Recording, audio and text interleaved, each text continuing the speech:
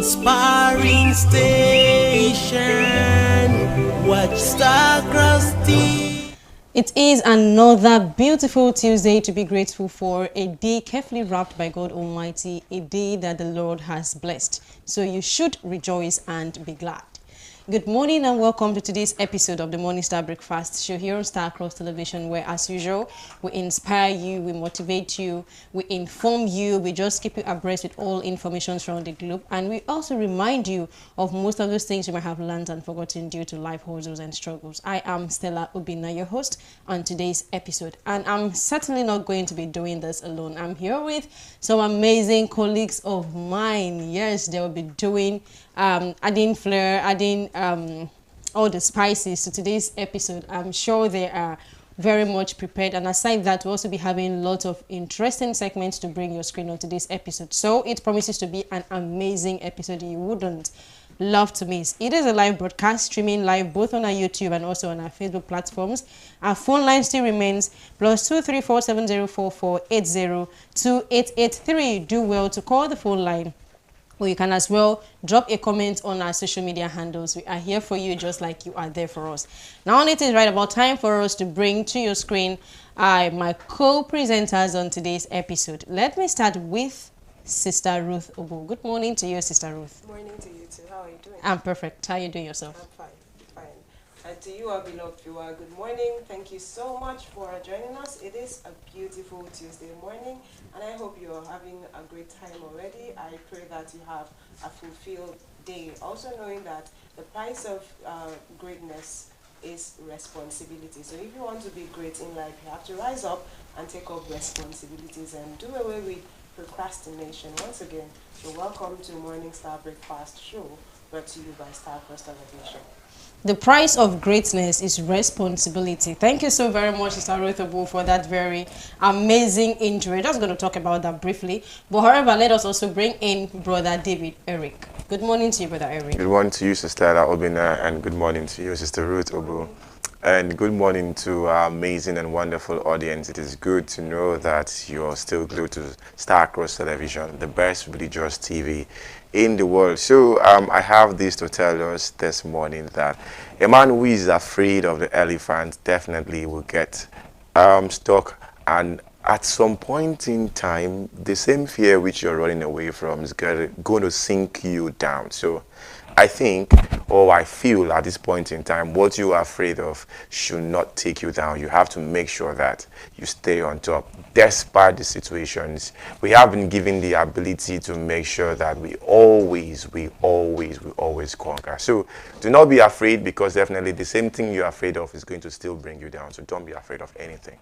Do not be afraid of anything, because the same thing you are afraid of can still bring you down. Definitely. I actually have a question. So Okay. if I am in a jungle, Yeah. Okay. being faced with a lion. Wild animals, Wild yeah. animals, let me put it that way. Yeah. So I shouldn't, because like a plus or minus, I'll still be caught up, so I should not fight for my life. All right. I Is that think what you're saying? I shouldn't run, maybe climb the trees, look for shelter or safety. I should face them.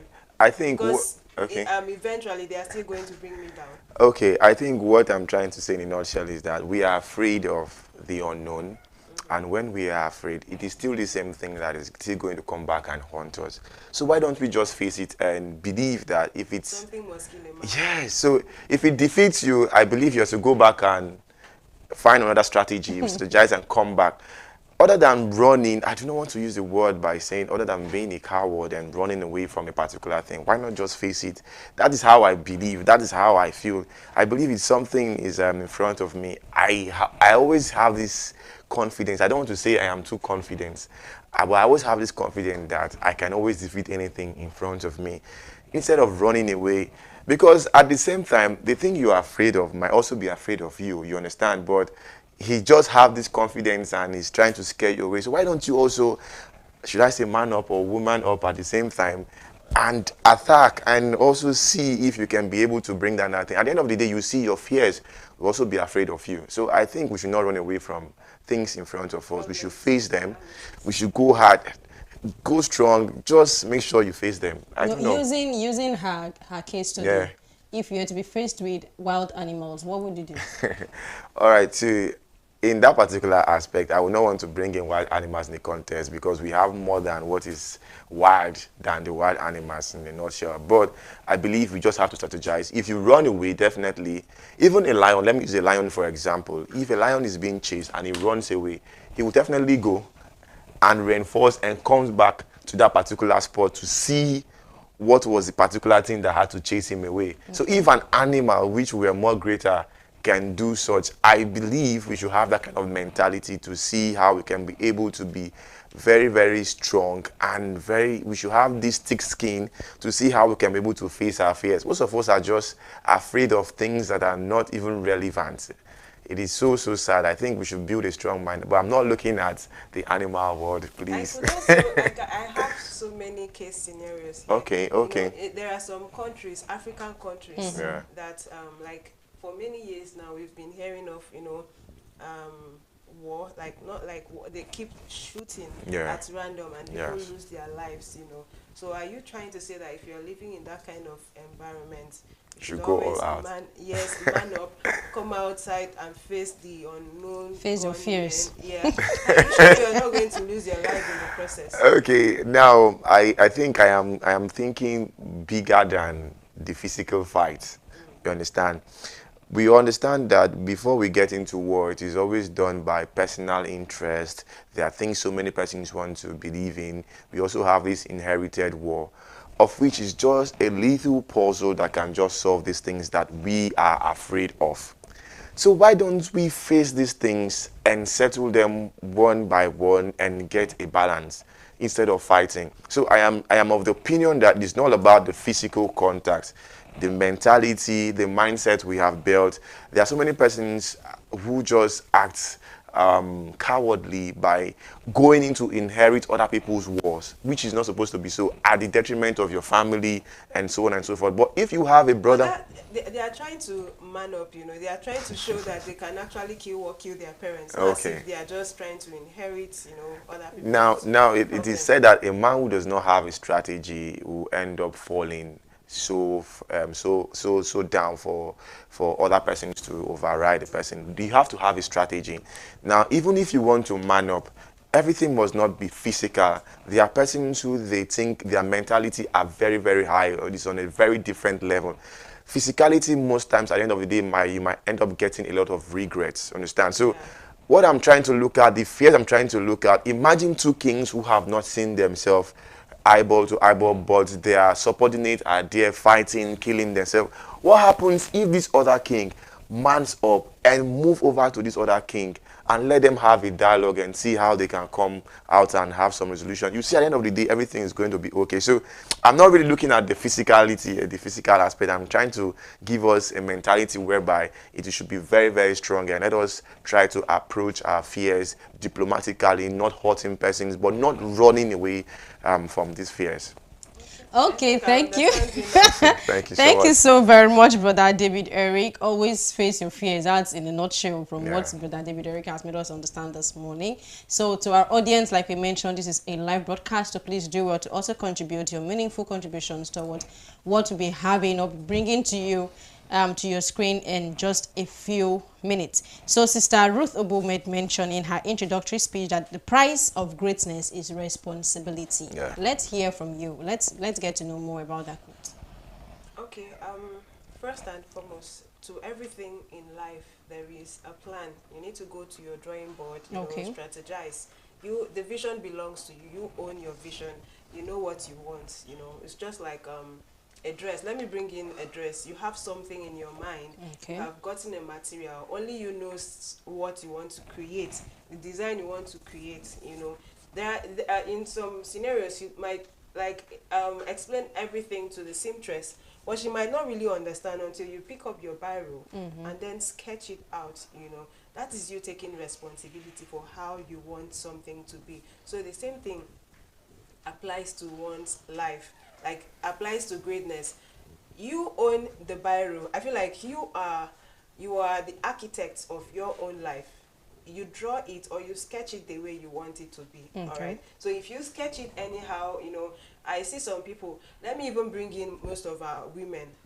most of our women are so nonchalant in the kitchen. Like they would be like, after all, I'm the one eating it, so anyhow it is, na me go chop am. Do you understand? While some are very, very, like, they are very careful about, because even though they themselves are the ones eating the food, they want it to taste real good. All right, that is somebody, that's them, you know, being careful and like they are just, how do I even put it, like they are just being careful with everything they do. The same thing applies to greatness. If you want to be great in life, you need to rise up and have a particular sketch of how you want your life, where the angle you want your life to be. You have to tilt your efforts there, and that it needs a lot of responsibilities, right? You need to do a lot of things to make sure you see yourself there.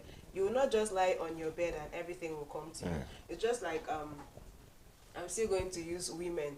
Okay. You go to the kitchen, you get your stuffs for food, and then come keep it there. It is not going to cook itself. You need to prepare the food, and then you need to do the mixture, combine the herbs, and then it will produce a beautiful, you know, a savory food for you.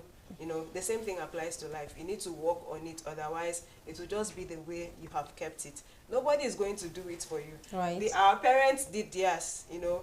They helped, you know, help us, you know, take care of us when we're young, when we couldn't even take our first step, we couldn't feed ourselves, we couldn't bathe ourselves. They did theirs. And then there comes a point in life where you have to take up from where they have stopped, and then start tilting your energy towards how you want your life to be. Okay, thank you very much, Sister Ruth Ebo, for throwing more light on, lay more emphasis to that quote of yours. The price of greatness is responsibility. So thank you very much. That also means that we should also double our efforts, because today's effort builds tomorrow's success. Do not just sit there and assume that things will fall in place. Do not just sit there to assume that, yes, since there is God Almighty, someone who fights and conquers for us, he will definitely do it. Even it is even said that there is no food for lazy man. So you should always see how to work towards achieving all of those things you have in your head. You want to be a this, you want to be a that, you want to be the president, you want to be the ambassador of a country, you want to... Everything, you can be anything you actually want to be, but not just by mere wishes. You will just really do have to work towards achieving all of those things. When you work, God tops it up. Has taught us how to pray. So it therefore means that even though you know you have God, you still need to effort. You need to pray. So the same thing applies to life. Yeah, so whatever you do, definitely God is going to top it up for you. Not just sitting down there, folding your arms and then making wishes. Because even if wishes were horses, even the lame man, the crippled, the blind, they will all ride on that horse. So do not just sit there and make mere wishes. Work towards achieving all of that. Yes, it is still the Morning Star Breakfast Show, the Tuesday edition. On this particular Morning Star Breakfast Show, we are going to bring lots of inciting segments. Yes, and our topic is a very, very interesting one. It's a very interesting one. It's something you might already know, maybe something you have done, something you have involved yourself in, and then you just careless about it and then feel like there's nothing there, let's just move ahead or something. That's why we're always here to remind you of most of those things. So like we mentioned earlier, our phone line is displayed on your screen. Do well to contact us, or you can as well drop your contributions on our social media handles. That topic of today is centered on, it is more like a question. It is covenant a promise or just a relationship? Is covenant a promise or just a relationship? Like I mentioned, covenant could be something you have already indulged in, you've involved yourself in, maybe with your friends, with God Almighty. You'll be promising God, if you take this cup away from me, I am going to do this for you. Not knowing that, knowingly or unknowingly, you have said something and you have to abide by all of those things you have said. But when God finally takes all of those hindrances or those situations or those things away from you, you forget your promise, you forget the covenant you had already made to God Almighty. So we're just going to talk about that, covenant with mortals and covenant with an immortal being. Those are two different things. So at this point in time, we're just going to take a quick break, and when we come back, we dive straight into our topic of discuss. Is covenant a promise or just a relationship? Please stay glued. TV, enlightening station, watch Star Cross TV.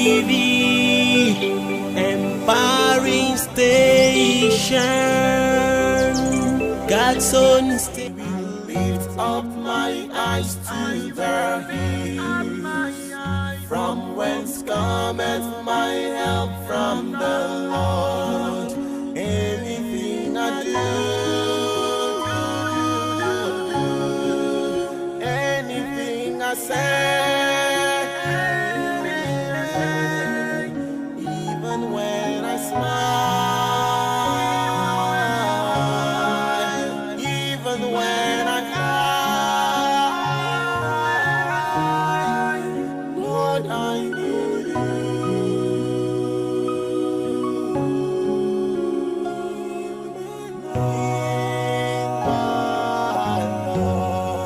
Sometimes I wonder what manner of love you have for me.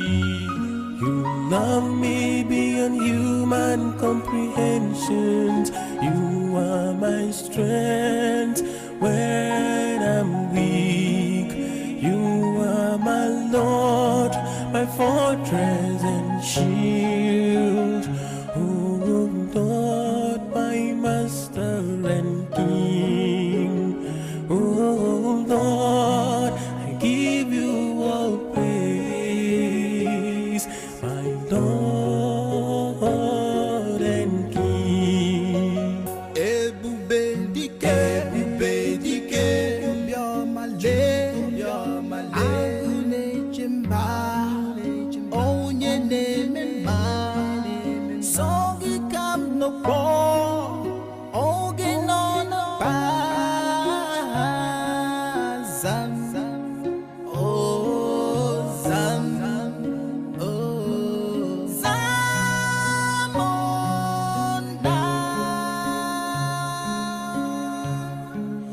zamo papa, zamo daddy, zamo onye nwe, makana ibuchi. I will lift up my eyes to the hills, from whence cometh my help from the Lord. Anything I do,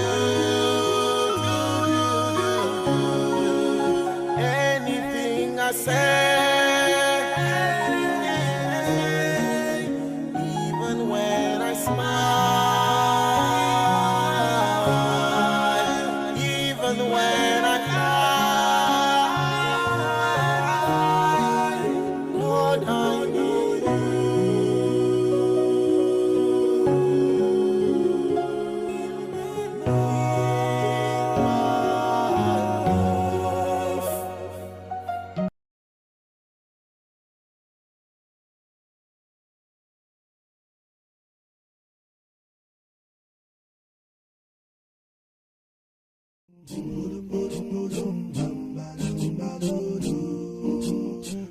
BCS Music. And I will lead the way and ignite your stars will guide you home. They will guide you home. I'll always stand by you. Don't forget, the Lord is your stronghold. He's your anchor when your candle is low. Stars will guide you home. I'll always stand by you. In this journey of life, my word should guide your heart. Come rain or sunshine, I'll always stand by you. In the registry of life, we must go through pain for gain. Stars will guide you home. I'll always stand by you. And I will be your friend when the road is rough and cold. You'll never walk alone in this evil world of sin. I will lead the way and ignite a candle flames. Stars will guide you home. I'll always stand by you. So don't forget. Don't forget. So don't forget. Road that leads you home. And don't forget. Don't forget. Don't forget. You home. The stars will guide you home. Yeah, I'll always stand by you. So don't forget. Don't forget. The Lord is your stronghold. The Lord is your stronghold. He is your anchor when your candle is low. Stars will guide you home. I'll always stand by you. When darkness falls and fears arise, oh, do not forget the Lord is your greatest might. He said, I will walk beside you through the tears and the battle. Also the stars will guide you home to a place of refuge. As you toil, legion surrounds you. As you sleep, my words protect you. As you wake, my light leads the way. You are not alone.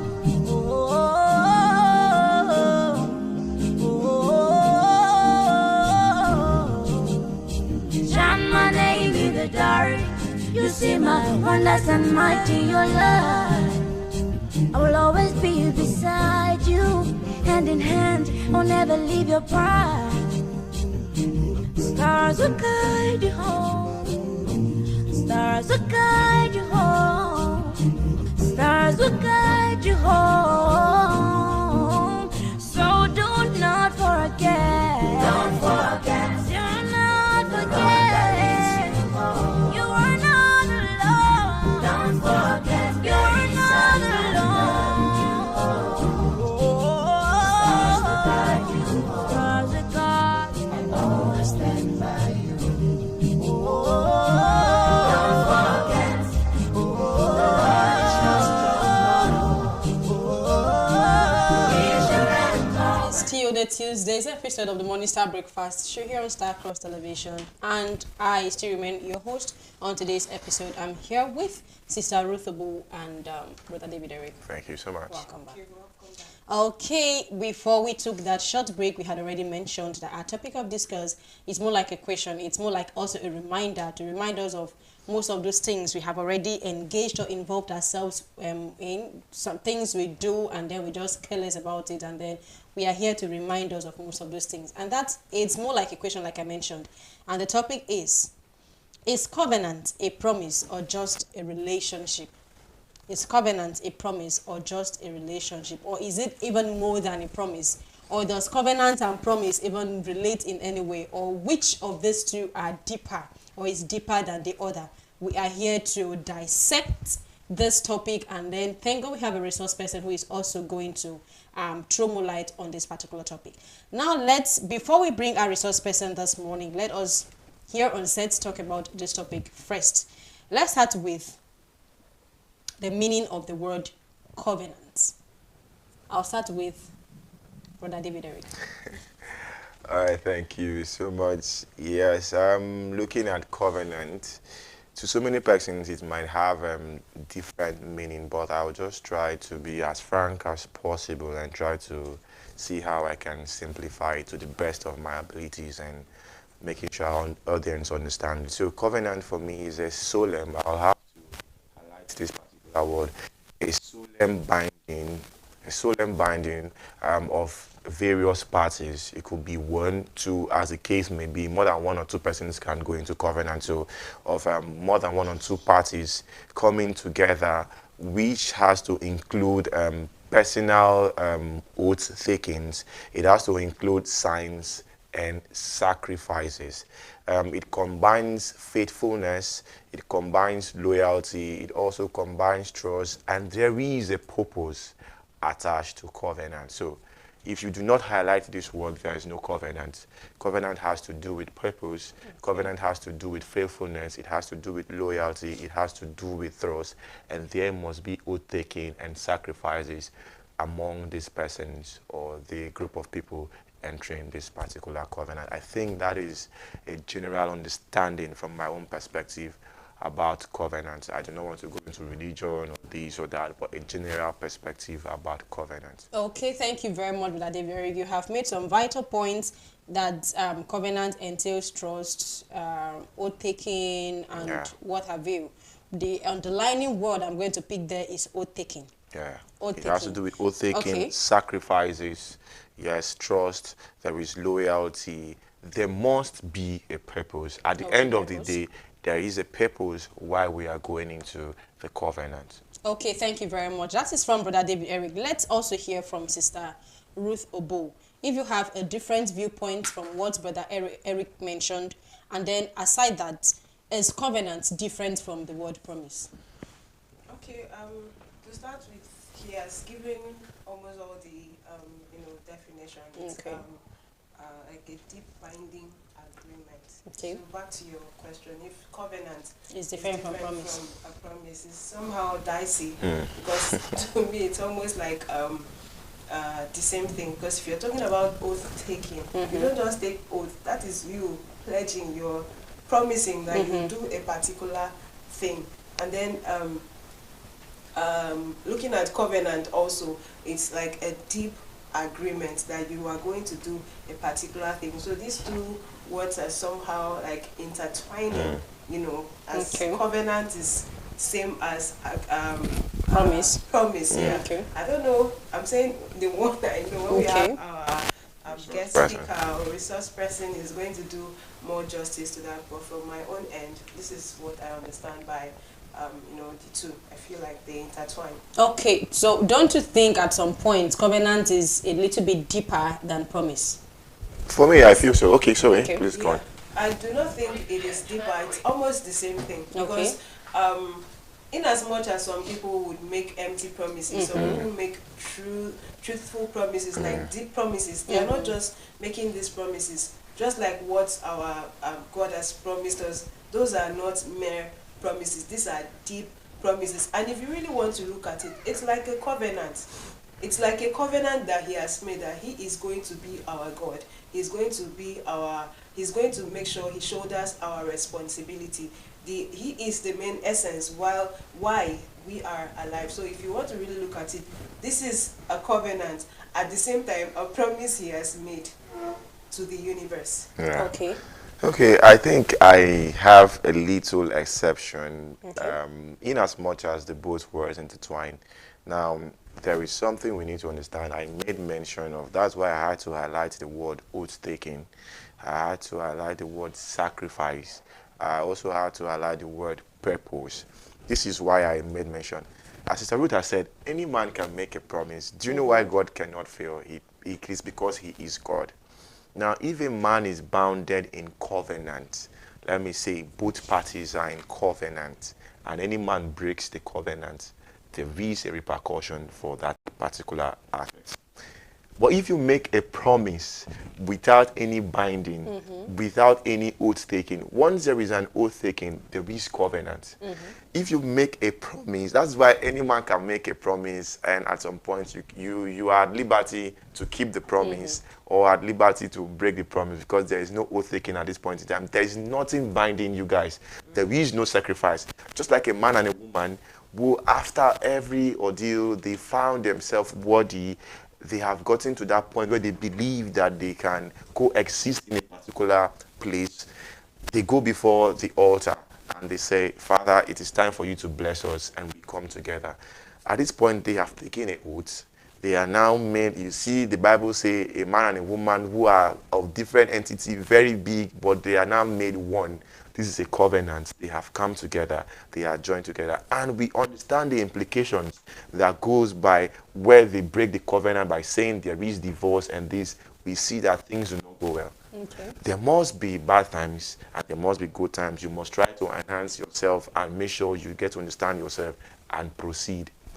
But God being God, he will always keep to his promises. He will always keep to his covenant. But man being man, man will always show his true nature. I do not really want to go in deep in that particular aspect until maybe when we get to that point in time. Okay, thank you so very much, Brother David Eric. Because from my own view, why I had to ask that question, because from my own viewpoint, I also think that covenant is deeper than promise. Just like you mentioned, someone can just make promises and then it is on them to either keep to the promise or break the promise. But when there is a binding, like, I feel like the middle point or the thin line between covenant and promise is that oath taking. Yeah. Something that binds these two parties together. Yes. For covenant, for promise, you don't necessarily need to go a long way to take oath to say, I must do this or we must do this. It's just a mere say. That is from my own viewpoint. It's just a mere say, and it behoves on me to keep to that my saying that, okay, I'm going to buy a phone for you. Yes. That is just a mere promise. True. I'm going to purchase a plot of land for you. That's just a mere promise. I'm going to send you to school. Yes. There's nothing binding it. I'm going to send you. That's just a mere promise. Whether or not maybe there were legal entities to, write down some kind of document together, you could just come up tomorrow and say, oh, sorry, I know I said this. I know I promised to send you to school, but due to one or two circumstances, I cannot keep to that promise anymore. No one dies.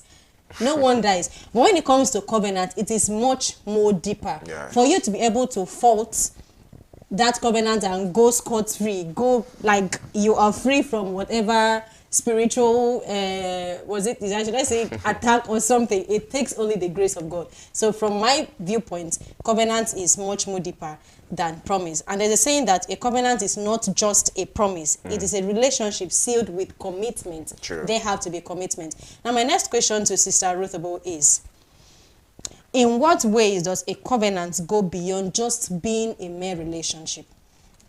Okay, thank you very much for that question. I feel like the point it becomes more than mere relationships is when it is being like taken seriously and carried out. I like to bring our Lord Jesus Christ during his first advent into this scenario. Covenant, like, it is not just like, it is not mere. Okay. When it becomes more than a relationship, it's when all the things written, all the things his father promised that it will like happen, becomes like, how do I even put it? I'm being confused here. Like, everything our Lord, like, written in the Bible that is going to happen here on earth begins to happen, like, during his first advent. I'm not going to bring in this current advent. Okay. Like, during his first advent begins to manifest. I feel like that is where it is not just a mere relationship. This is when it is more serious, because like you said in your word, this is not just a mere promise. Once there is an oath, it means it is binding and it's something that has to happen, because if it does not happen, just like his words, if it does not happen, there is not going to be peace, because his words are as sharp as the sword. Once it proceeds from his mouth, it must take place. So I feel like everything he ever said has come to manifestation. All right, and it's just not just a mere relationship between a father and a father and son. Of course, they are together; they are one entity. But I feel like everything he ever made mention of has come into manifestation already. So this is where covenant is more deeper than just a mere relationship. Okay, thank you so very much. Brother Eric, do you have a different viewpoint? Yeah, Sister Ruth has already said, no, I cannot have a different viewpoint, but to just add, I feel relationship at some point in time, it just has to do with casual interactions. It could be casual interactions, fluidity at some point, whereby you just feel that this person is good in the relationship. But once it proceeds down to covenant, there is what we call, excuse me, obligation. Okay. Now, this obligation is on you, that you must keep to your own bargain. Let me drive an instance. Imagine you were to pay for, you have gotten a loan from the bank that you want to go into a business. There is a collateral at stake. Maybe you had to put in your house and your business is on the line. You had to get a loan from the bank to invest in your business. And at this particular point in time, you know that there's an obligation that you must pay at this particular point in time. Whether you have a relationship with the bank manager or you have a relationship with the board of trustees or so on and so forth, when he gets to that particular time, the bank will definitely step in if you are not able to meet up. And the obligations are that you are going to lose your collateral. And at that point in time, you have lost everything. So I feel at this point in time, when relationship can just be there, there's a good morning, pleasantly, you check on each other. But once obligation comes in, faithfulness comes in, once there is trust, there's also consequences. Because once you trust somebody, there's consequences. It's either the person continues to keep his own side of the bargain or he breaks your trust. And the consequences is that maybe you have given out all that you had in you, and this person already knows everything about you, vice versa, and there are so many trouble. At the end of the day, once the covenant is broken, the both parties will definitely suffer. It is not one party. Or at some point in time, the person who is at fault to break the covenant will suffer the most. Okay. So that is the simple truth. So we are in line to understand that relationships are just there at the surface, but covenant is just there very deep. Okay, it will just be staring at you like this. I didn't force you to come into a covenant with me, so you have to keep it. Now, there are times when, like this, we promise, like this is going to be a reality check. So let's just go a little bit personal. Oh my God. There are times when maybe we find ourselves in a particular situation and we'll be like, God, if this thing can just go away, if you can just take this thing away, God, if you can just do this thing like this for me, God, I promise to do this for you. God, I promise to sing till eternity. God, I promise to pay my tithe. God, I promise to do this. I don't know if you, both of you, have found yourself in that kind of situation. Sister Ruth, that question is for you.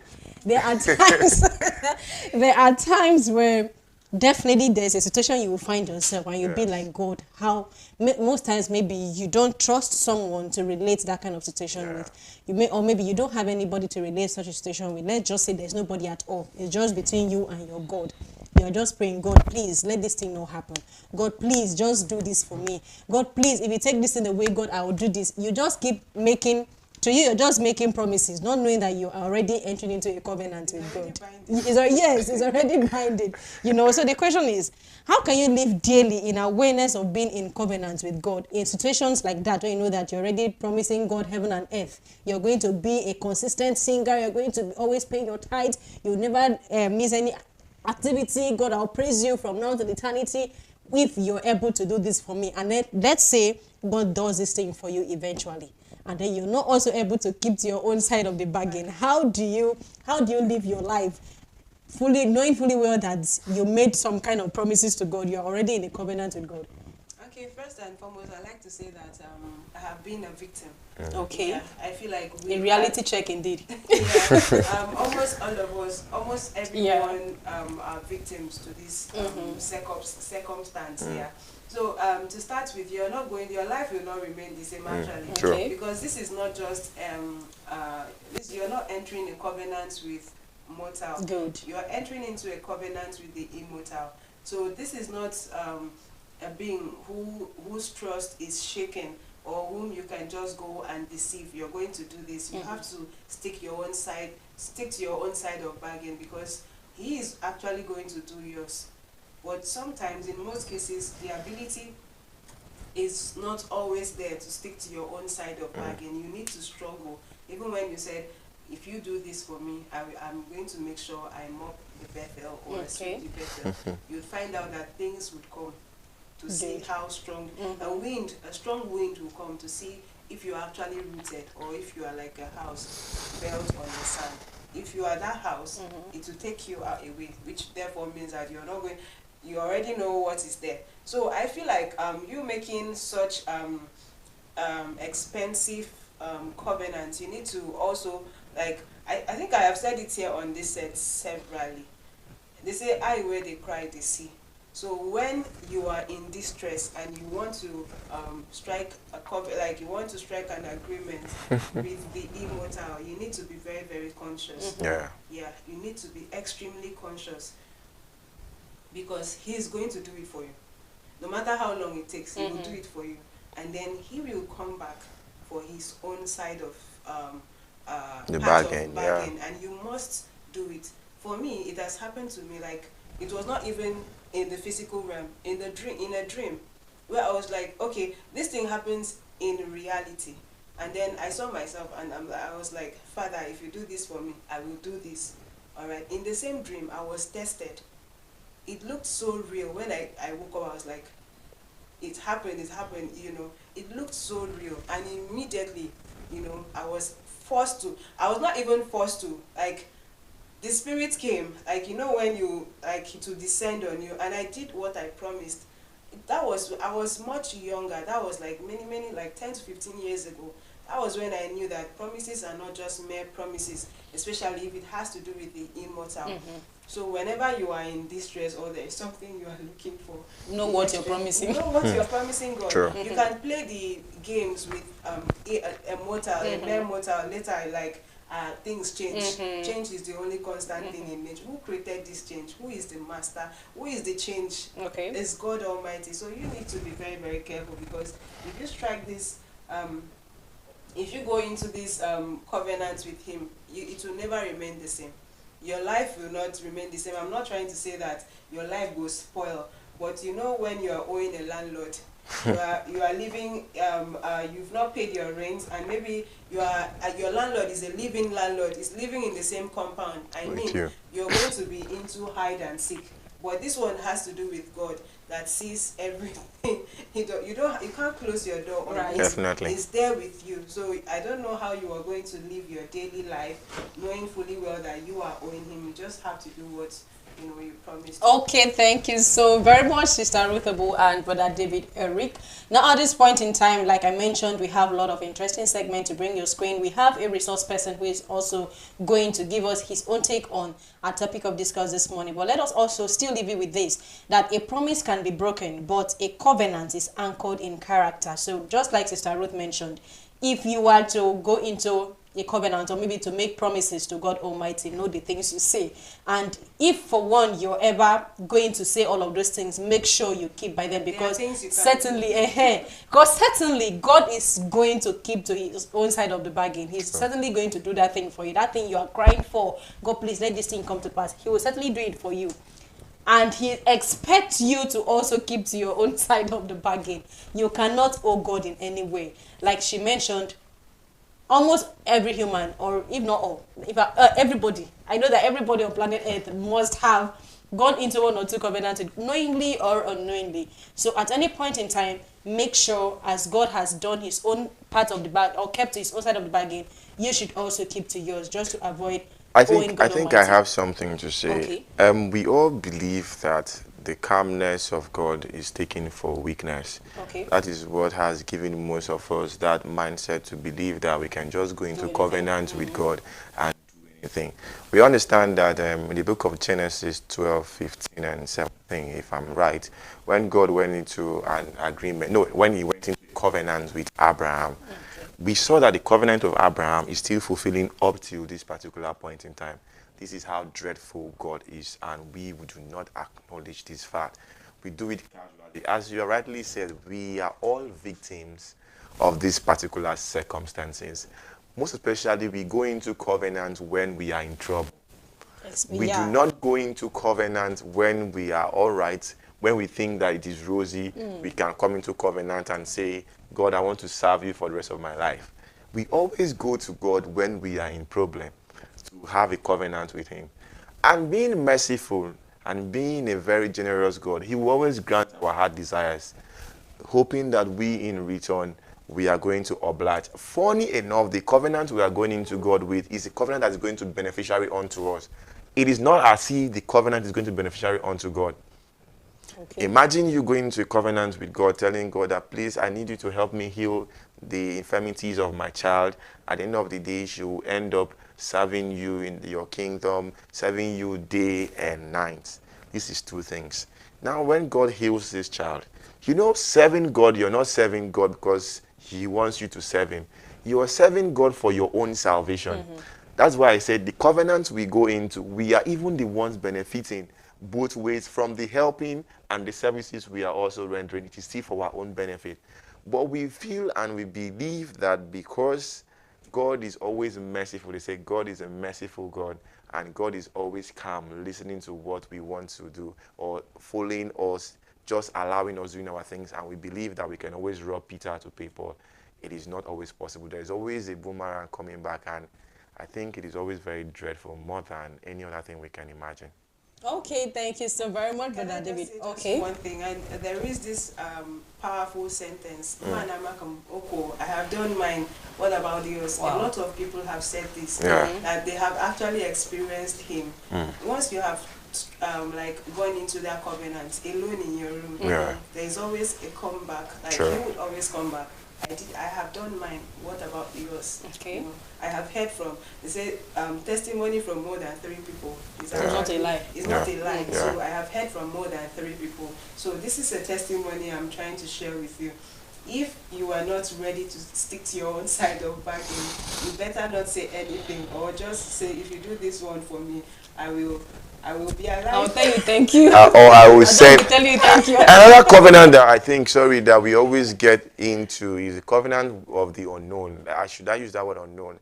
Imagine you now, you do not have issues, like you have not gotten your children yet, and you were like, God, please give me a child. Once you do this for me, the rest of my family will serve you. You know, this is the covenant for the generation. And at the end of the day now, once those descendants start coming, they start navigating from that particular path they're supposed to be in. Before you know, they start accumulating a lot of problems. This is the reason why most persons have a lot of problems. Most of our parents have pledged their allegiance to God. And once we come into planet Earth, we start getting a different mindset and deviating from the path that's already been kept even before our existence. Okay. You tend to see that we get a lot of problems. So I think when our guest speaker comes, this is one of the issues we think we need to address, please. Okay, thank you so very much. At this point in time, we're just going to take a short break. While we come back with Christ Ambassador James Mensah will be reaching us all the way from South Africa. He also has to do justice to this particular question. It is not over until it is over. Please stay glued.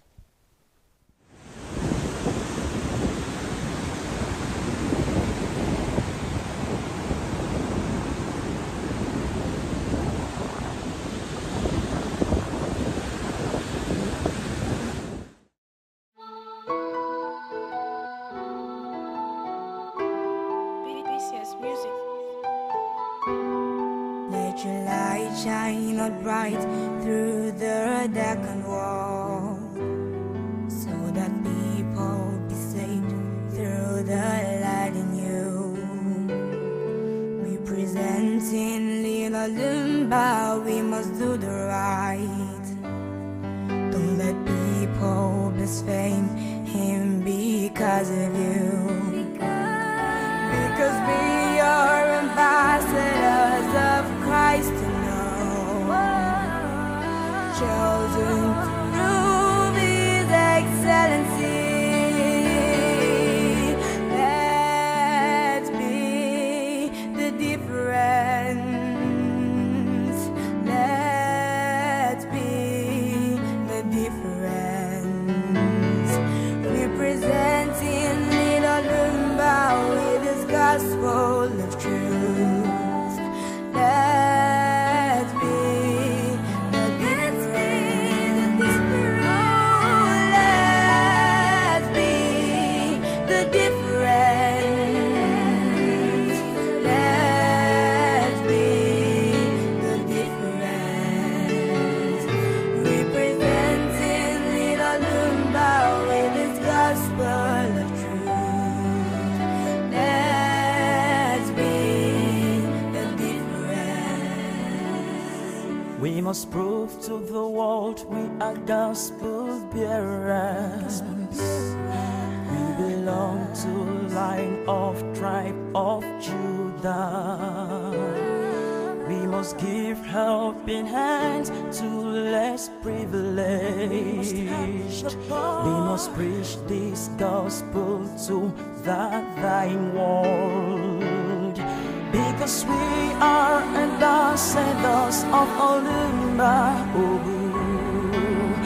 chosen to prove His excellency. Let's be the difference. Let's be the difference. Representing Little Lumba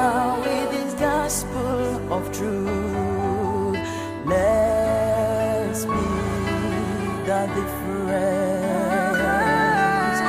Let's be the difference. Let's be the difference. Representing Little Lumba with this gospel of our Father. Let's be the difference. We must go to Macedonia and preach the word. We must go to Pakistan and stop the war. We must let Israel know he's in Africa. We must tell the Greece and Australia, because we are ambassadors of Olumba Obu. Yes, we are chosen to prove His excellency. Let's be the difference. Let's be the difference. Oh yes, representing Little Lumba with this gospel. Let's be.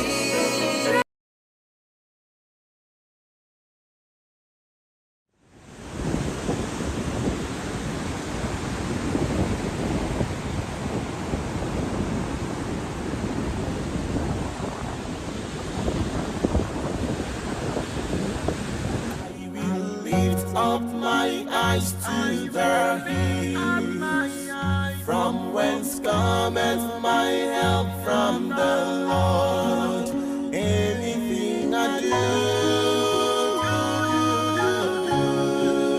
anything I say,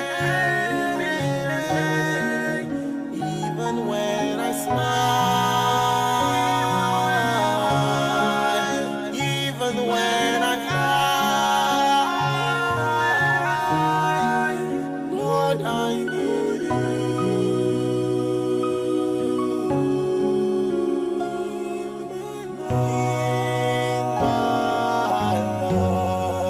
Sometimes I wonder what manner of love you have for me. You love me beyond human comprehensions. You are my strength when I'm weak. You are my Lord, my fortress and shield. Oh Lord, my Master and King. Oh Lord, I give you all praise, my Lord and King.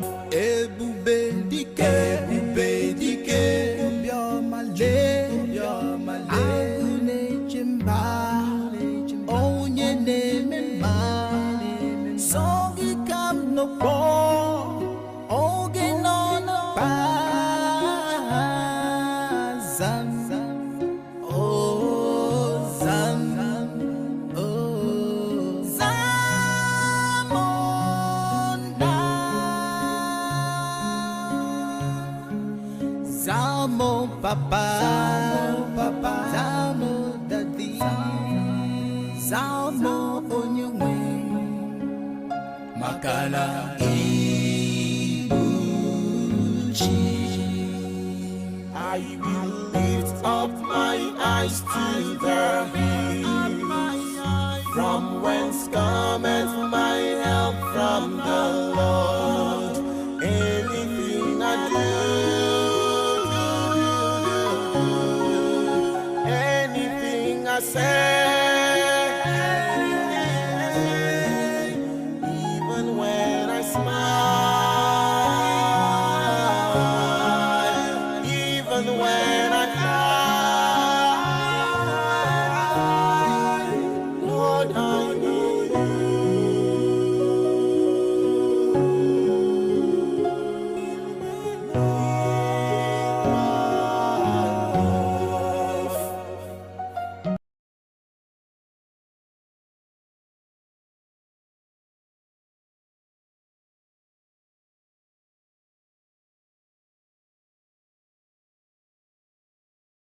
Welcome back.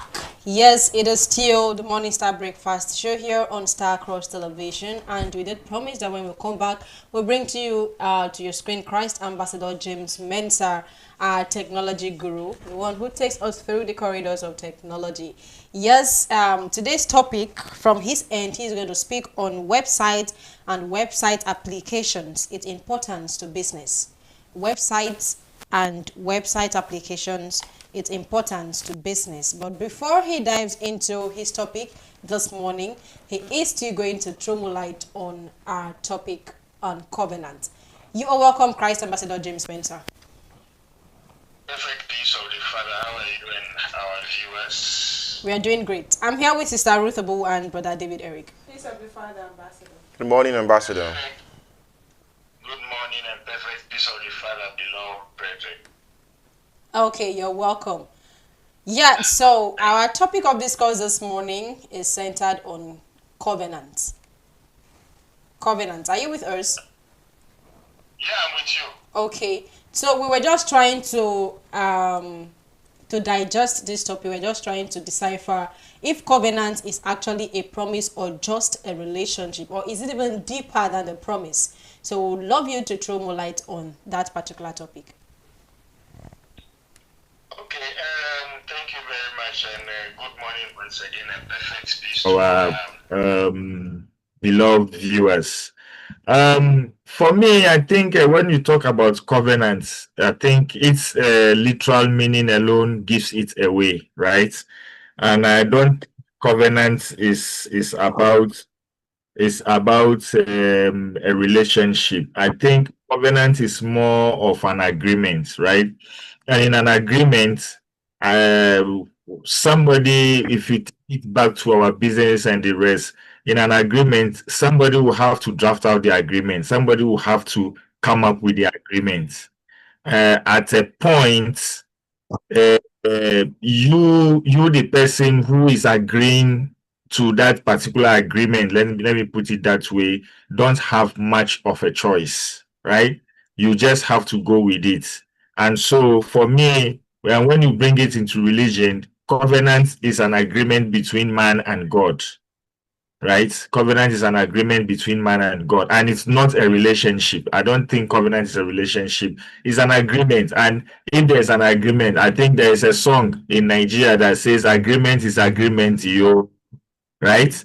So if there's an agreement, and we can all see that with an agreement between God and man, God keeps to his own part of the bargain by keeping you alive. That is the first agreement he has with you, to make sure that you wake up in the morning. Like somebody will say, if you think it's your alarm that wakes you up in the morning, go and put your alarm close to a dead body and see if it will wake up, right? So the first covenant between man and God is to make sure that he keeps you alive. So he is keeping his part of the bargain, and you also have to keep your part, keep your side of the bargain going. And so for me, covenant is not about relationship. Covenant is more or less transactional. And when it comes to transaction, I keep my part of the bargain, you keep your part of the bargain. The problem we have in this world today is the fact that God is keeping his part of his bargain. Our Father is keeping his part of his bargain. But for us as human beings, we have not been able to keep our part of the bargain. And yet we are the ones who complain the most, right? So I think that would be my take on covenants, and whether it's a relation thing, or for me, covenant is more or less a transactional agreement between God and man. Okay, thank you very much. I think we have a question for you from Brother David. All right, Ambassador, thank you so much. You have given us an insight from your own end. I have this question. As a priest, you're kept in a position. Do you think you have the ability for you to sway brethren or children of God, for them to see the need to go into a covenant with God?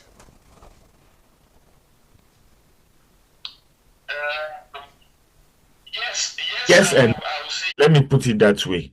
Yes and no, because the yes part is that as a priest, yours is to do the convincing, right? And no, because as much as you are a member and you are a Christian, you should know from the word go that I have a covenant with my God. And what is that covenant? Is to keep his commandments. And what is that commandment? Love one another. That is basic. That is why when you read Revelation, it tells you that at the end of time, he will pour his spirit on all flesh. Right? So at the end of the day, as a child of God, keep missionary aside, because one of the problems we have as children of God is that we tend to look up to people who God have sent. Yes, we have to look up to them. But remember, they are also children of God doing the work of God. That does not negate the fact that you are also a child of God who is supposed to put the word of God into practice. So for me, yes, as a missionary, it is your duty to convince members, to make them understand that they have a covenant with God. And at the same time, as a child of God, it is also your duty to understand and realize that as much as I live on this earth and I breathe this air that I breathe, I have a covenant with my God. Okay, thank you so very much, Christ Ambassador James Mensah. In the course of your explanation, you mentioned that we keep covenant with God. God keeps his own part of the bargain, but we as humans, we don't keep to our own part of the bargain. So the question is, what lessons can we derive or have we learned from broken covenants, and how can we avoid repeating them? Covenants, I think they have been well documented in the Bible for us to understand, right? They are well documented, so we don't even need to look we don't need to look elsewhere to get lessons from covenants. We can take you back to the days of Moses, the days of Abraham, and the rest. Abraham became the friend of God because he kept to the covenant of God. He kept to the rules. Let me put it that way. In fact, scratch covenant, rules. He kept to the rules. Do you understand? So it is well documented for us to know what is good and what is bad. For us as children of God, what we ought to do is to use that. They said there's a saying that the past is a lesson for the future, right? The past is a lesson for the future. So looking at the past, it's only a fool that looks at the past and see what happened to his or her forefathers and decides not to correct his or her ways for the future.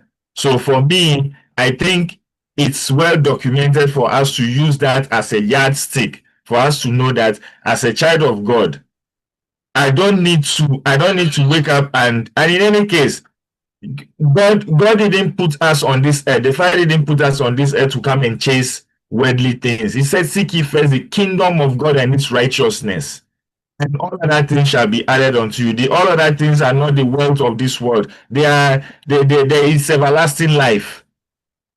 Right? It's everlasting life. And so we as children of God ought to know that there have been precedents, there have been things that have happened that have made some of our patriarchs of old get out of covenant with God, and they have paid for it dearly.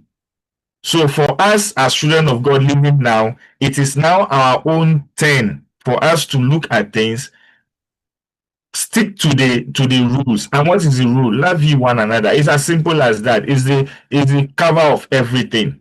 It's the cover of the whole book. When you see the cover of the book, you know that then they say don't judge a book by its cover. But in this case, you can judge this book by its cover because it says love ye one another. It's as simple as that. You know. Okay, thank you very much. There's another question for you. Sister Ruth Obo. Thank you very much, Brother Mensah. You have really spoken well, but I'd like to quickly take you aback. You made mention of covenants not being a relationship. So I'd like for you to throw more light on that, because me as a person, I feel like covenant brings forth relationship with him.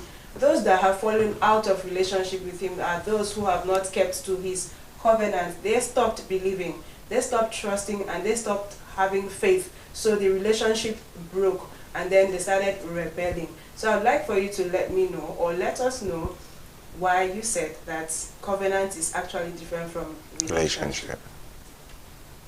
Okay. Let me put it this way. And let's all also understand with our viewers and everybody that we are rubbing minds, right? So it's not tentative before you know how we do our things on social media. Yeah. So, but let's take it this way, right? When I say covenant is more transactional and it's not relationship, it's just like, let's bring it back to business. There's a saying that business thrives when family and friends pay. Okay. Right? Business thrives when family and friends pay. Now, if you have a business transaction, or if you have a deal with somebody in terms of business, and you take that deal, what is it called, with levity, you treat it as if it's nothing, right? And it's a business. Remember, that business transaction or that business deal, that person is also seeking to use that to put food on their table, while you are also seeking to use that to put food on your table. So whether you are brothers, whether you are sisters, whether you are friends, it's business first before friendship. And remember that me and you, that we are living on this earth, me and you living on this earth, what God enjoys most from us is keeping his commandments and making him be the being that he is. Me and you, silver and gold, we have not to give to him, but all we have to give to him is our heartfelt thanksgiving. So it's purely transactional, because if you take it from a point of relationship, okay, let me give you another example. Just like two people go into business, a male and a female, and then over time they become husband and wife, right? That is the thing that kills business, because as soon as they become husband and wife and then they shift, everything becomes emotional. So when the wife goes to work and then there's money, and then the wife takes all the money and goes to the market, the wife is acting emotional. After all, she is my husband. After all, he is my husband. I take the money, I go to the market. After all, the food he is going to eat. But when they were not husband and wife, and they were just business partners, that woman cannot dip her hand into the coffers of the business and use as he or she pleases, same as the man. Same thing between us and God. If you take it as transactional, it makes you keep the commandments going. But if you take it as relationship, oh, I have relationship with God, just like some people do nowadays, they sin and then they come back and say, after all, I will fast and pray. Right? I will fast and pray. I will confess my sins, and then sins will be taken away, and then my sins will be forgiven, without realizing that you have taken the commandments, that transaction, and made it a relationship. So you see God as your mate, and so anytime I can do as I wish. When I finish, there's 3 days dry fasting, I will fast, and then it is over. I can do as I wish. When it's Thursday, I will fast, and then it's over. It doesn't work like that. That is why I said it's not a relationship, it is transactional. Keep your end of the bargain, I'll keep my end of the bargain. Remember in the Bible, I stand at the door of your heart and knock. If you open, I will come in. If is the operational word there. If you open, it didn't say when. If is the operational word. That means there's a probability that you yourself will not want to open. If he had said when, that means he knows very well that There is no way out. You open. But if it's the operational way, there's a probability that you yourself wouldn't want to open that door. So if you open, I will come in. Transactional. If you don't open, I go my way. That means you don't want the business to flow. So I take my business to somewhere else. Much Christ Ambassador James Mensah for that very enlightening response to the question from Brother Sister Ruth Obu and other questions from Brother David Eric and myself. You have, I must say, you have done so very much on this particular topic. Now, let's also hear from what you have for us concerning website and website applications and its importance to business. Okay, thank you very much. I think we've used this discussion to eat our time a lot, but there's no problem. We will do justice to it. So thank you. Like I said, I'm going to take this.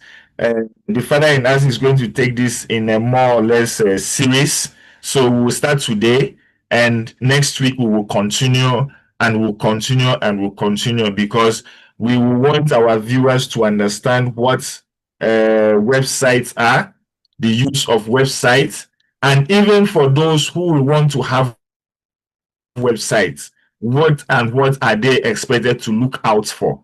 Because nowadays when you go on social media, there are people who will offer you websites for next to nothing, and you see businessmen and people jumping on it because I think it's what is it called? It's economically okay for them, but not for not realizing the long-term effects on what that is going to do. There's something we call traffic on the internet that sometimes we fail to realize how that works and everything. And so we'll start with the basics, what a website is and how it can help one's business, and then we'll get into the technicalities of it as we go on with our with our lectures or insights. And so please just let me know when time is close by so that I can just round it off, and then we'll take it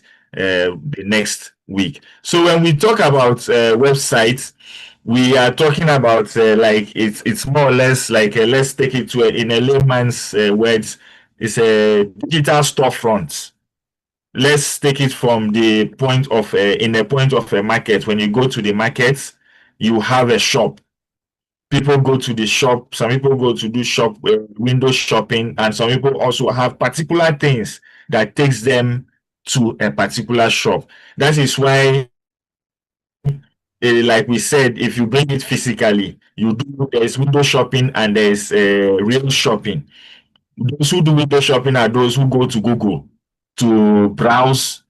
For example, I want a particular product, and then I go to Google first to search, and then Google will now give me so many websites that provide that particular service or that particular product, and then I will now start searching. Sometimes we do it free because maybe you are bored, you just saw something and you feel like, let me search for this thing and see if it's something that I would like. So a website acts as a 24/7 digital front, 24 hours, because with your physical shop, it closes, but the website is always there. It's also establishing business credibility.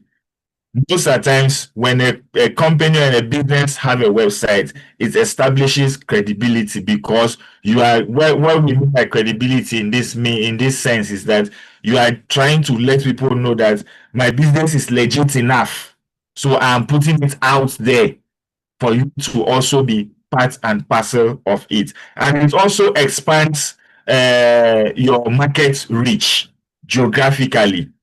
There's no limit. If you have a shop at a particular place, that is where your shop is.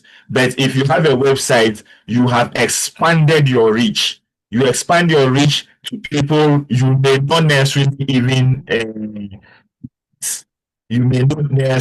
meet. And that is also what we call the digital first economy. The key reasons why one have to have a website, or website is essential for business, is that, like we said, it creates credibility and trust. So a professional website will serve as the face of the business. And please, let's take note, our viewers, let's take note of the word professional, because there are so many websites, they may not be professional enough. So a professional website serves as the face of the business. It's in fact, it makes customers to feel safe. When a website is professional enough, it makes customers to feel safe. And while we go on, we'll explain what we mean by a professional website. It makes customers to feel safe and more comfortable business with you. When we talk about professional websites, it doesn't mean, yes, colors, graphics, and all that play a major role. But at the same time too, there are key things that have to be in the website that will make somebody to feel so comfortable to trade with you. Because I know very well that if I go on this platform, everything I'm going to look for, I can find. And also, I can locate the owner or the where the business is situated. Let me put it that way. Let me not put the owner, where the business is situated. So those are the things that makes a website professional. Like we said, it gives 24/7 accessibility. So while your business closes down physically, your shop, your office closed down physically, your website is still running. It's online. And so somebody can go there. Remember, we also have a, what is it called, time difference. Like now we are in South Africa, we are 1 hour ahead of Nigeria. If you go to the Americas, I think by now they should be in their evenings or something. If you go to Australia, it's different. So with the website, while you are sleeping, your website is working for you. It's giving people access to whatever business or whatever product you are putting out there. This day and age is even more bigger with the age of social media. Then it was only website, but now with the age of social media, it's even more bigger. And also with the aid of AI, you can program yourself in. AI is answering questions on your behalf for your business. So that is why a website is very, very, very, very important. It also improves customer service. Like we said, AI. Remember, when we say customer service, let me chip in this joke. For example, somebody comes to your shop to buy something and the person is pricing everything in the shop. The person is pricing every product. Even the cashier or the salesperson will get tired and get angry. And like in our normal Nigerian parlance, the sales girl will say, "Oh, Ghana, what you they find?" But with websites and all this technology and everything, you realize that nobody has to harass anybody. You can search products upon products upon products, and even if you are tired and you don't want to get it, you can still leave and then come back again. So that is what a website does. And when you create a website and you can put in a proper search engine optimization, it gives you cost-effective marketing. And we'll talk more about search engine optimization while we go ahead. I'm just trying to pick up some of the points and we'll break it down perfectly while we go ahead. Like we said, it's going to be like up to a month of lessons on websites and the ingredients that makes up a website that can help a business. So when you have a proper search engine optimization on the website, you can reach the marketing of your product is very, very easy, and it makes life very, very easy for you. Key elements. We'll take key elements of a good website and then we'll leave it there. We'll continue next week. Key elements of a good website. The first one we'll look at is a clear value proposition. When we talk about clear value proposition, we are talking about this explains what the business is. When you are creating a website, you want to be able to clearly put out what you are offering and you have to make it so unique in such a way that if, for example, I'm selling shoes, somebody else is also selling shoes online, but what makes my shoes and what makes my product unique from the other person? What makes my product unique from the other person? The next thing is mobile responsiveness. This day and age, websites, if you are looking for information, if you are looking for just a contact, you allow users to find information quickly. Thank you. To allow users to find information very, very quickly. So those are some of the things. Then I think, let me not drag it too much. I think I have few minutes to go. The next thing we have to look at is design. What makes a good website? What makes up a good website? But we'll take that in our next class. I don't know if my presenters have any question on so far what we have done, or if we should edit it. But I don't want to go into what makes up a good website. That is also a whole conundrum on its own, which I think a lot of people make a lot of mistakes. So, but let's leave it here. And then next week, we'll continue with what makes up a good website. Thank you very much. And over to you, presenters. Thank you so very much, Christ Ambassador James Mensah, for taking us through this very wonderful topic, websites and website applications and its importance to business. So we've been able to take down some things, and we believe immensely that next week we're going to have much time for us to, dissect this topic. You made mention of search engine optimization, that's the SEO, and you also mentioned some key elements of a good website, which has to do with one, clear value proposition, program responsiveness, and then the design. I know we also have other things attached. I don't know if you can still hear me, but however, thank you so very much, Brother James Mensah. We really, really do appreciate your time with us this morning.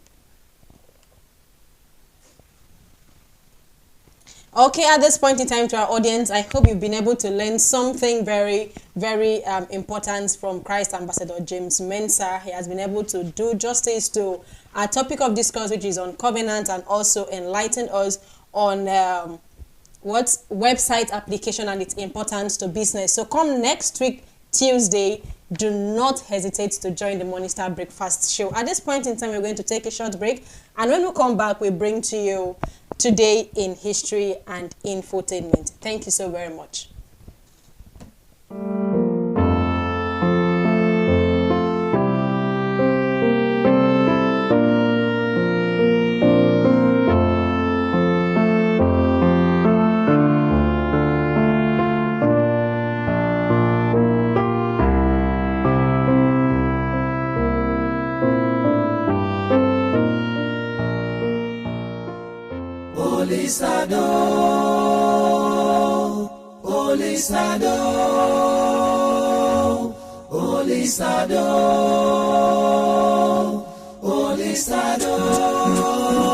BCS music.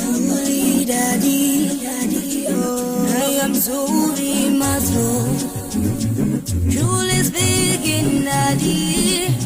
My heart is filled with supplication. There are things I don't like to do, but I find myself doing them. There are words I don't like to say, but I find myself saying them. There are places I don't like to go, but I find myself in there. Do not let me to go astray. Do not let me to go astray from your kingdom.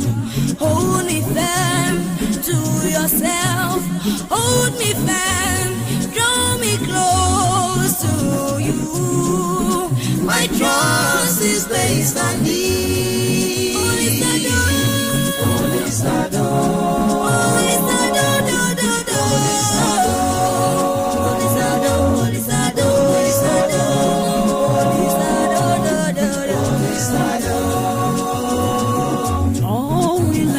Have gone astray.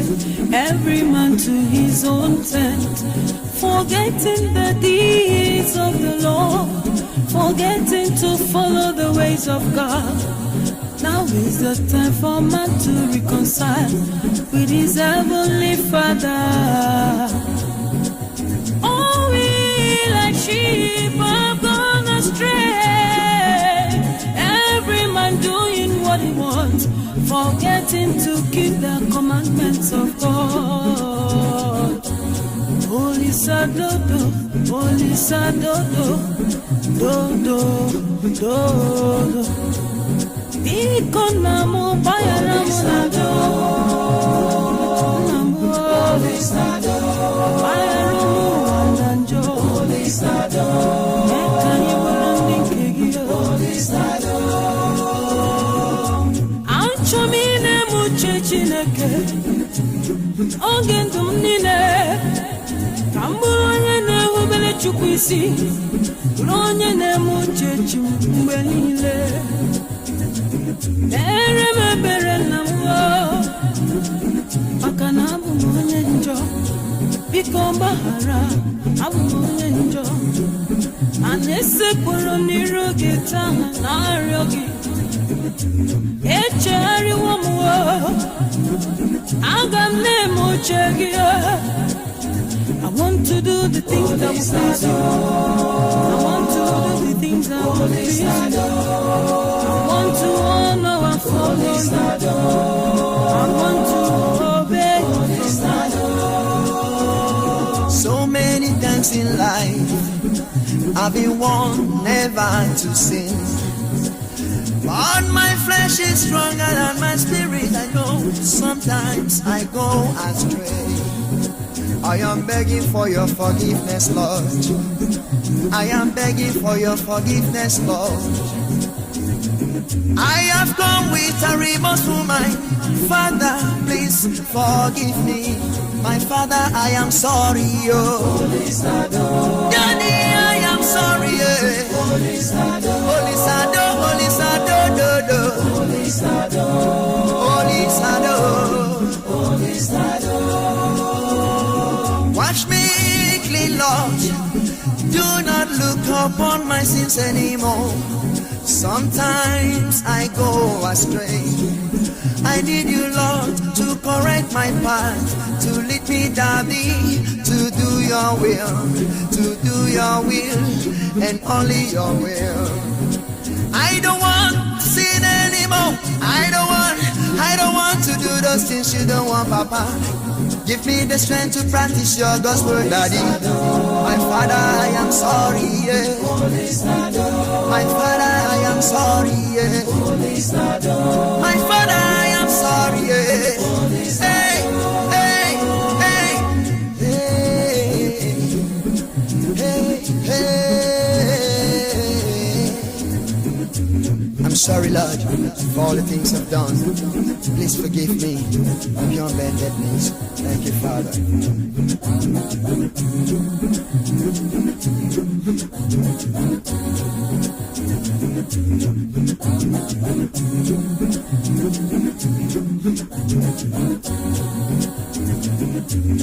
Holy Sado, Holy Sado, Holy Sado, Holy Sado.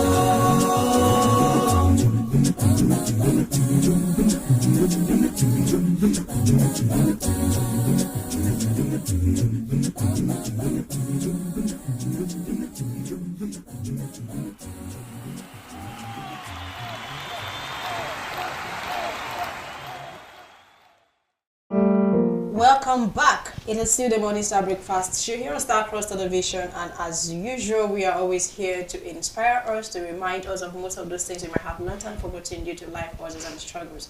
I believe you've been able to learn a thing or two with our first two episodes. Now, it is time for us to take you through the corridors of history with Sister Esther Samuel. You're welcome, Sister Esther. Good morning, Sister Stella. Good morning, Sister Ruth. And good morning. I'm fine, thank you. Thank you very much. And to you, our beautiful audience, a very good morning to you. Trust this segment finds you in good health. So today in history is a segment brought to you by Starcross Television. It is designed to enlighten you on notable events and observances that is connected to a specific date. Today is the 17th day of February, and let's see what history has in store for us. The first on our list is the National Cauliflower Day. It is observed annually on February 17 to celebrate a vegetable that has nourished civilization for centuries. Cauliflower traces its origins to the Mediterranean region, where it was cultivated as early as the 6th century. Its durability, nutritional value, and versatility allowed it to spread across Europe, Asia, and eventually the Americas. In modern times, cauliflower has gained renewed importance as a healthy, adaptable food source, symbolizing wise stewardship of nourishment and the enduring value of simple provisions drawn from the earth. The next on my list is National Cabbage Day. It is also marked on February 17 to honor one of the world's oldest cultivated vegetables. Cabbage was a dietary staple in ancient Egypt, Greece, and Rome, valued for its affordability, long storage life, and health benefits. It sustained populations through harsh winters and periods of scarcity. The day highlights themes of resilience, sustenance, and gratitude, reminding us how basic foods have supported generations and continue to play a role in global food security. The next on our list is Random Acts of Kindness Day. Yes, it is the Random Acts of Kindness Day, and it's observed globally on February 17th, encouraging people to practice compassion through simple, selfless actions. The movement gained momentum in the late 20th century as a response to social stress and division, promoting the idea that kindness freely given can transform communities.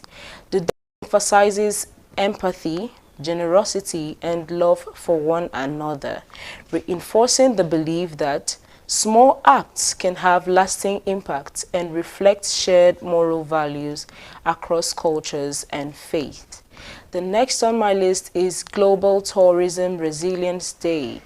It is recognized internationally on February 17th. It was established by the United Nations to highlight the tourism sector's ability to withstand and recover from global crises. The observance emerged in response to challenges such as natural disasters, economic instability, and global health emergencies, which deeply affect travel-dependent economies. It underscores the importance of sustainability, innovation, and cooperation, recognizing tourism as a bridge between cultures and a vital contributor to livelihoods worldwide. The next on my list is World Human Spirits Day. World Human Spirits Day, observed on February 17, honors the inner strength, resilience, and creativity of humanity. The day focuses on qualities such as hope, faith, courage, and perseverance, values that enable individuals and communities to endure hardship and seek meaning beyond circumstances. It serves as a moment of reflection on humanity's shared spiritual and moral capacity to rise above adversity and contribute positively to the world at large. The next on my list is National Tennis Pro Day. It is observed on February 17 to honor professional tennis instructors and coaches who mentor athletes at all levels.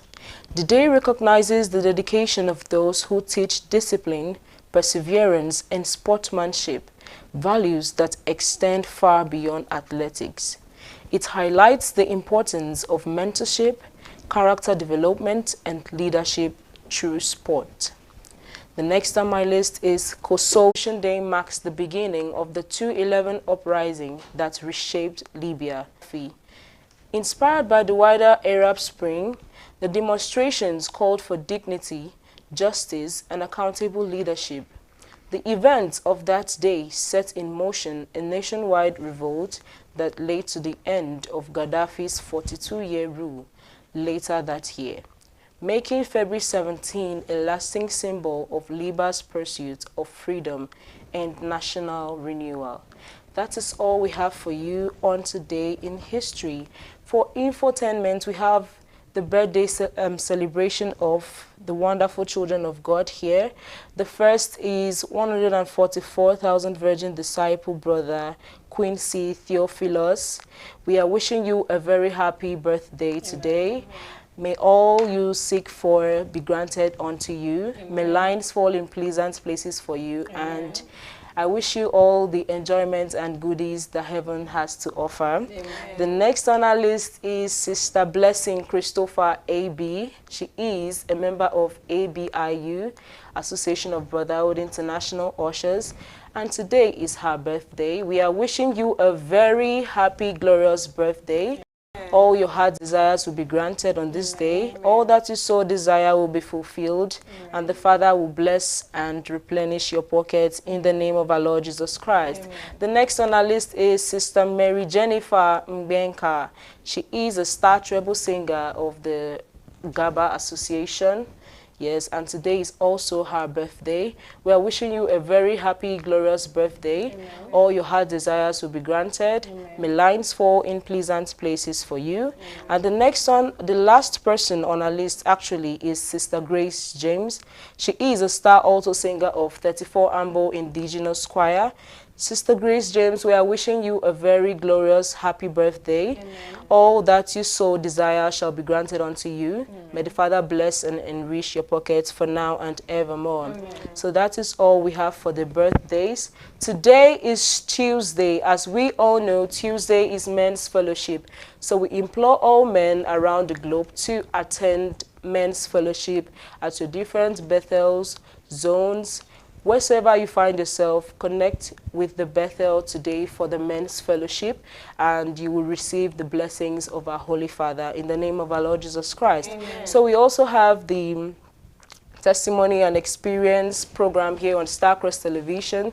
It is a program brought to you to air out your testimony, whatsoever the Father has done for you. That is worth testifying for. Even the life you live is a testimony. Starcross TV is here for you. Just send us a video of you testifying to the Father, or you can come directly to Starcross Television Complex here in Calabar to testify and also share this great news of our Father's wonders and greatness with other members of the kingdom. So that is why Testimony and Experience is brought to you. So Starcross Television will also help you to air out your programs. During these infotainment sessions, we can also announce your occasions, your grand events. Rely on Starcross Television to supply this information, and that is all we have for you today. Thank you so much for staying tuned. Thank you for listening. Stay blessed, stay positive, and stay safe. Thank you so very much, Sister Esther Samuel. You did a very, very great job. Sister Ruth, do you have something to add? No, thank you so much. Thank you for letting us know. At least I think I would have my cauliflower and cabbage. Yeah. Okay, thank you so very much to our audience. I'm certain you might have learned something new for yourself today, right from the first session to the second and then to this last session. It is not possible for you to go without learning something new for yourself today. So it was a very, very interesting day here with Sister Ruth, Brother David Eric, and now with Sister Esther Samuel. Till we meet again some other time. And for the meantime, do not forget to subscribe to Starcross Television and always support Starcross TV as we keep bringing to you more interesting, more inspiring, and more educational programs to your screen. I remain Stella Ubina. Till we meet again. Bye for now.